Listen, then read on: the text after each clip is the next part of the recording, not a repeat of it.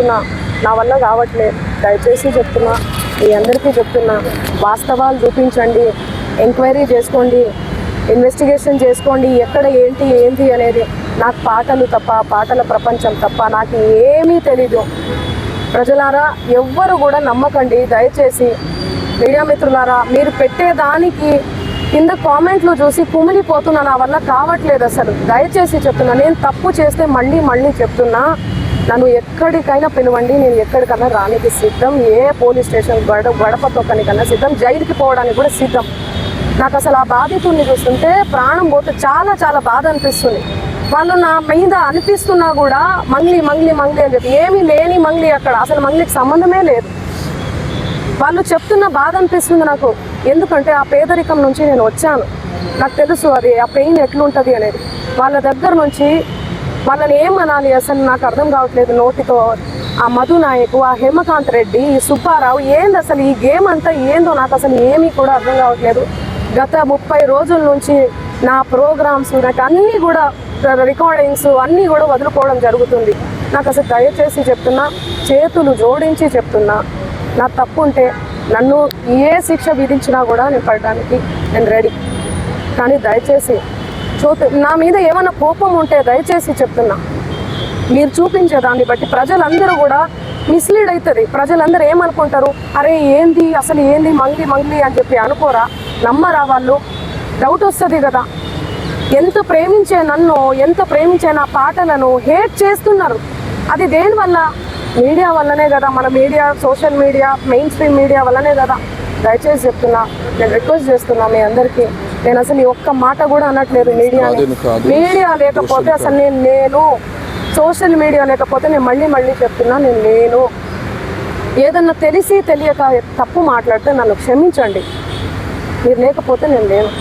నా అన్నదమ్ములు లాంటి వాళ్ళు మీరందరూ కూడా ఓకే. ప్లీజ్ నా ఫోటో దయచేసి వాడకండి. దీనికి నాకు సంబంధం లేదు. ఎందుకు నా ఫోటో వాడుతున్నారు? ఇక్కడ మెయిన్ ఎవరు? మధు నాయక్, హేమకాంత్ రెడ్డి, ఈ సుబ్బారావు అనే వ్యక్తి, అడ్వకేటు, వీళ్ళు. ఆ మధు నాయక్, హేమకాంత్ రెడ్డి ఎవరి దగ్గర నుంచి కలెక్ట్ చేసిండు పైసలు? బాధితుల నుంచి.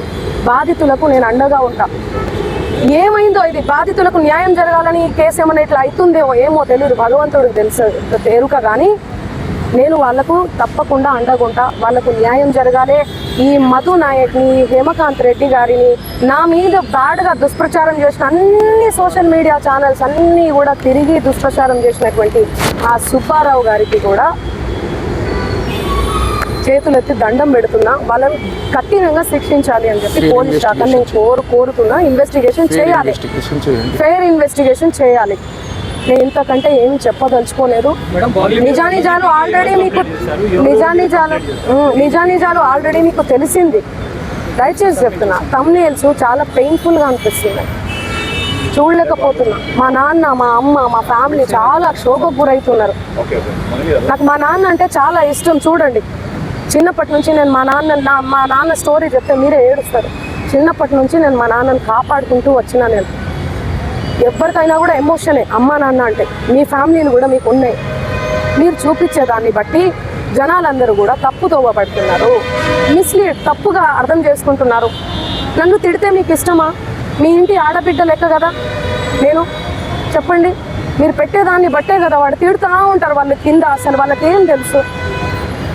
ఏం మాట్లాడినా కూడా అసలు గాడిద మీద కూర్చొని పోతే అసలు గాడిద మీద కూర్చొని పోతుంది అంటారు. కింద నుంచి పోతే అసలు ఎందుకు ఎడ్డమంటే తెడ్డమంటే ఎడ్డాం. దయచేసి చెప్తున్నా, నేను రిక్వెస్ట్ చేస్తున్నా, ప్లీజ్. ఎమోషన్ అయిపోతున్నా చాలా. నేను తప్పకుండా బాధితుల తరఫున ఉంటా, నిలబడి ఉంటా. 100% బాధితులకు న్యాయం జరగాలి. వీళ్ళని కఠినంగా శిక్షించాలి, అంతే.